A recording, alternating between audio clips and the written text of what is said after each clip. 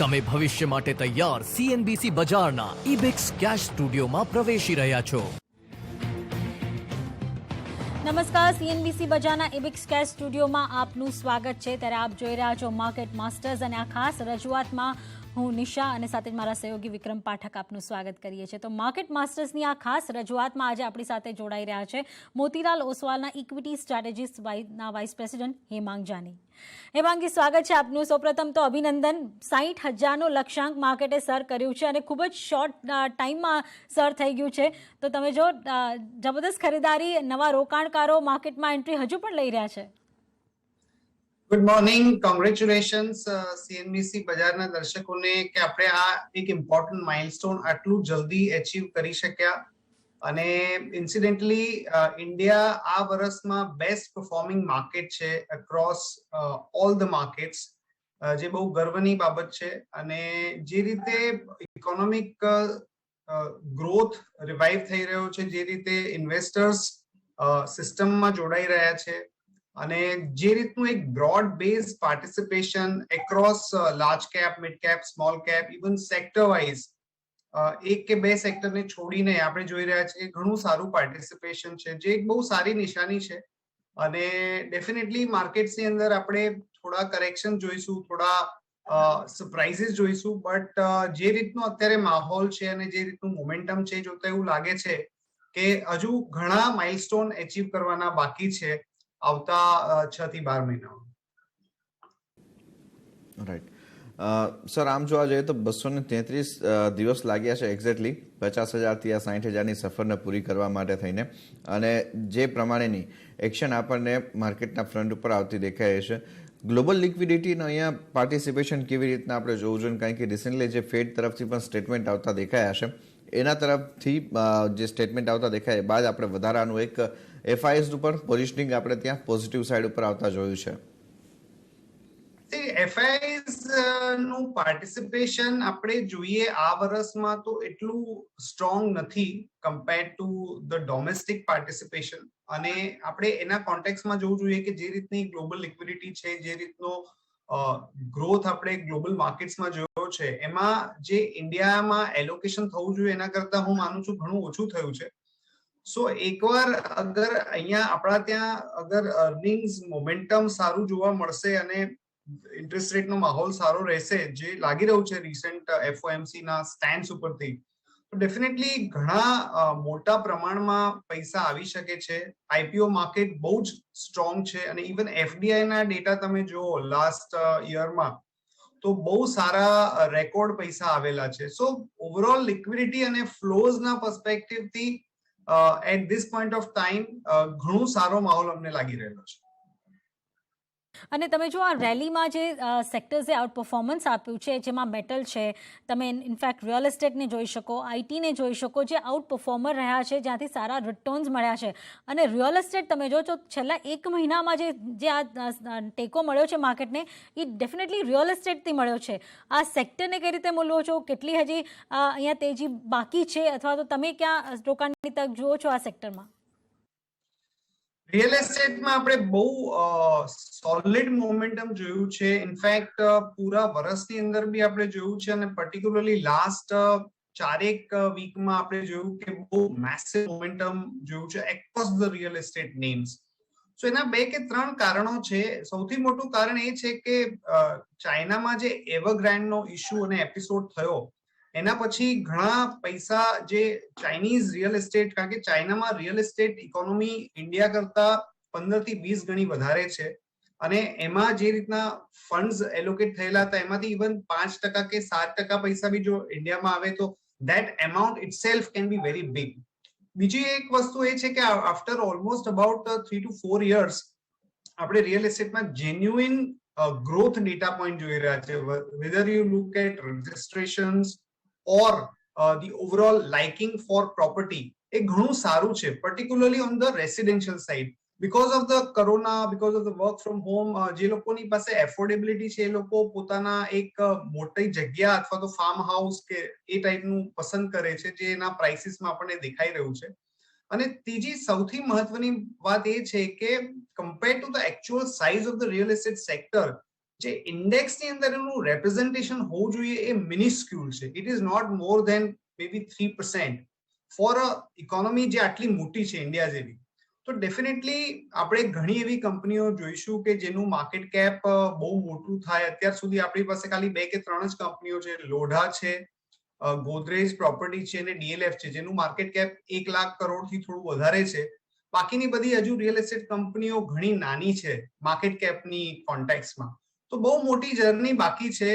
Definitely આ સેક્ટરમાં આપણે એ બી ધ્યાન રાખવું જોઈએ કે હાઈ બીટા સેક્ટર છે, અમુક વાર એમાં મોટા વધઘટ થતી હોય છે, પણ ડેફિનેટલી એલોકેશન રાખવું જોઈએ. અમને જે પ્રોપર્ટી અથવા તો રિયલ એસ્ટેટમાં સ્ટોક્સ જે થોડા ઇન્ટરેસ્ટિંગ લાગે છે એમાં ગોદરેજ પ્રોપર્ટી છે. ડેફિનેટલી ટુ સમ એક્સટેન્ટ તમે મુંબઈ બેઝ કંપનીઝ દાખલા તરીકે સનટેક રિયાલિટી છે કે ઓબેરોય રિયાલિટી છે એમાં બી એક્સપોઝર લેવાનું વિચારી શકો. સર, સાથે એક બીજું પાસું રિયલ એસ્ટેટ સેક્ટરની વાત થઈ રહી છે, તો હું ઇન્ફ્રા અને ખાસ કરીને મેટલ સ્પેસ ઉપર સમજવા માંગીશ, કારણ કે રિયલ એસ્ટેટની ડિમાન્ડ વધશે તો એની સાથે ઇન્ફ્રાની પણ ડિમાન્ડ છે અને સાથે સાથે મેટલ સ્પેસની પણ, આયરન ઓર સ્ટીલ્સની પણ ડિમાન્ડ વધતી દેખાશે. તો આ સેક્ટર્સને આપ કેવી રીતે રીડ કરો છો સર? અહીંયા કોઈ સ્ટોક્સ પસંદ આવતા હોય અથવા તો આ સેક્ટર ઉપર આપનું આઉટલુક શું રહેશે? મેટલની અગર વાત કરીએ તો ડેફિનેટલી એક બહુ જ આઉટ પરફોર્મિંગ અને સોલિડ મોમેન્ટમ વાળું સેક્ટર રહ્યું છે લાસ્ટ ઓલમોસ્ટ અબાઉટ 1 યર. અને નો ડાઉટ વચ્ચે એવરગ્રાન્ડનો ઇશ્યુ થયો ત્યારે આપણે થોડા ઘણા કરેક્શન જોયા હતા ટાટા સ્ટીલમાં કે હિન્દાલ્કો અને સેલ વગેરેમાં. પણ ઓવરઓલ અમને લાગે છે કે જે રીતનો ગ્લોબલી ગ્રોથનો માહોલ છે, ડેટા પોઈન્ટ સારા છે, એમાં કોઈ મોટા કરેક્શન્સ આવે એવું નથી લાગતું. અને આ કંપનીઓએ કેશ ફ્લો બેલેન્સ શીટમાં ઘણું સિરિયસ કામ કરેલું છે. તો ડેફિનેટલી અમારો વ્યૂ મેટલમાં પોઝિટિવ છે, પર્ટિક્યુલરલી હિન્દાલ્કો અને સેલ અને જિંદલ સ્ટીલ એન્ડ પાવર, આ 3 કંપનીઓ અમને લાગે છે કે મેટલ સ્પેસમાં ડેફિનેટલી ઇન્વેસ્ટમેન્ટ કરવાનું આપણે વિચારવું જોઈએ. એના સિવાય ઇન્ફ્રાની તમે વાત કરી તો ઇન્ફ્રા એક બહુ જ બ્રોડ સેક્ટર છે. એમાં હજુ કેપિટલ ગુડ્સ અને જે એક કેપેક્સ રિવાઇવલ જે કહીએ હજુ આપણી ઇકોનોમીમાં એટલા ક્લિયર ઇન્ડિકેશન્સ દેખાતા નથી. તો એમાં જે સ્પેસિફિક કંપનીઝમાં જે આપણને એક મોટું રિવાઇવલ દેખાતું હોય, either because of government order or because of company doing some restructuring, એમાં ડેફિનેટલી જોવું જોઈએ.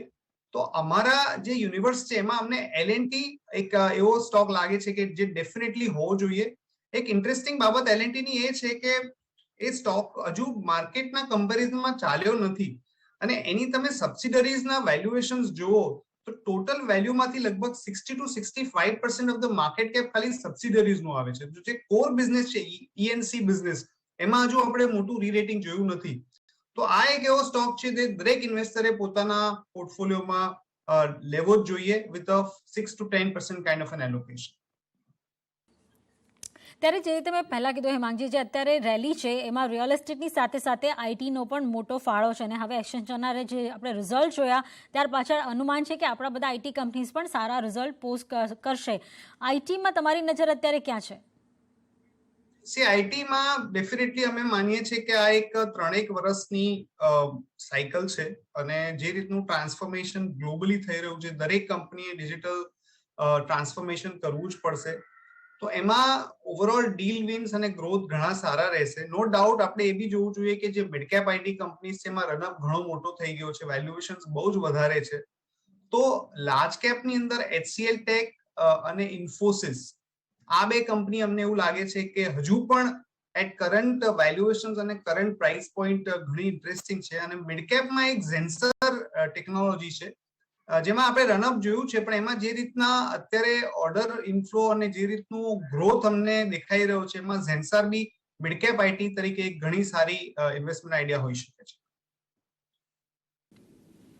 ઓકે, સાથે હેમાંગજી એક પાછું એ સમજવા માંગીશું કે માર્કેટની અંદર અત્યાર સુધી આપણે જોયું બેન્કિંગ અને ફાઇનાન્શિયલ સેક્ટર માટેની એક ચિંતા હોય હતી કે ક્રેડિટ ગ્રોથ કેવો આવતો દેખાશે, એનપીએની શું સ્થિતિ રહેશે.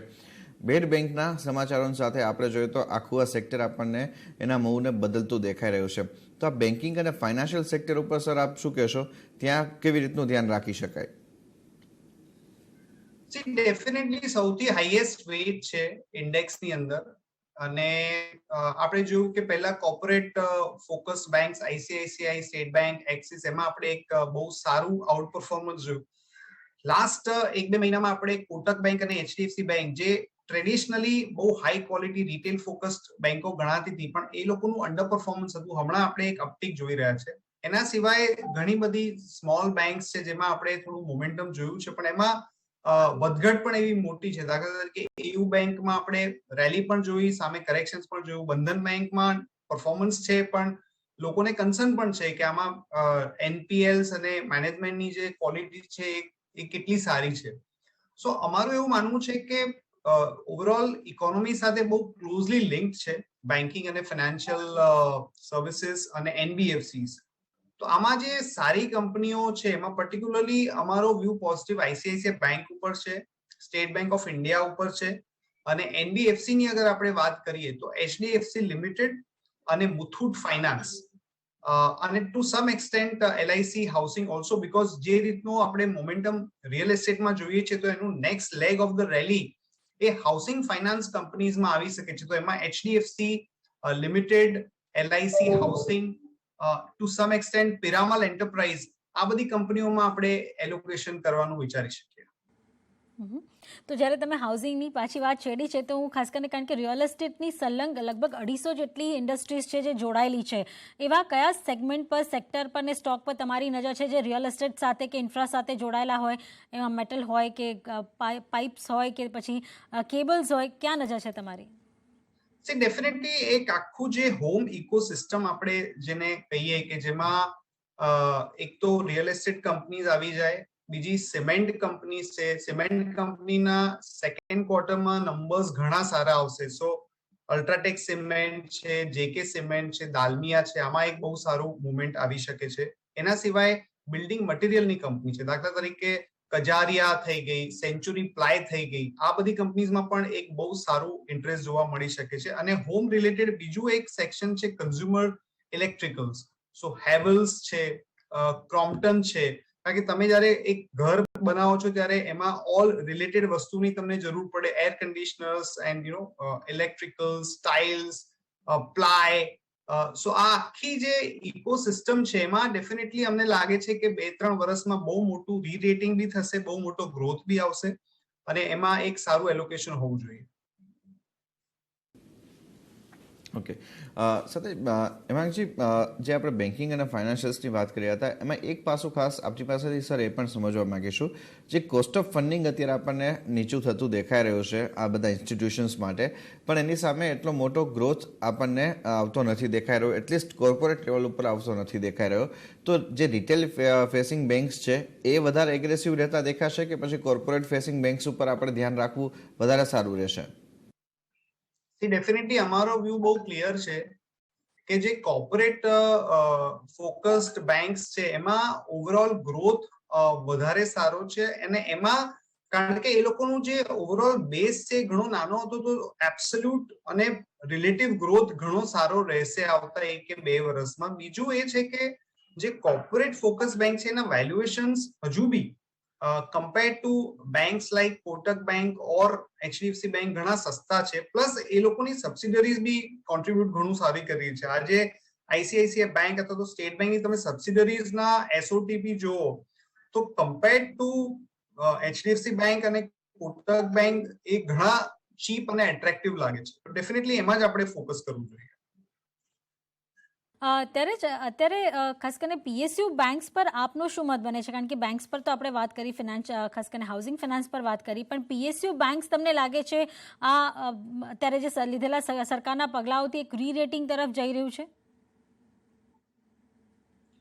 ડેફિનેટલી ઓવરઓલ જે ઇકોનોમિક માહોલ છે, જે રીતે ગવર્મેન્ટ પણ રિફોર્મ્સ કરી રહી છે, એમાં પીએસયુ બેંક્સનું એક સ્થાન રહેશે. પણ આપણે એ પણ સમજવું જોઈએ કે પીએસયુ બેંક્સની અંદર કોઈ મોટું વેલ્થ ક્રિએશન સિલેક્ટિવ બેંકોમાં જ થઈ રહ્યું છે. સો સ્ટેટ બેંક ઓફ ઇન્ડિયા અને બેંક ઓફ બરોડા, આ બે નામ અમને પસંદ છે.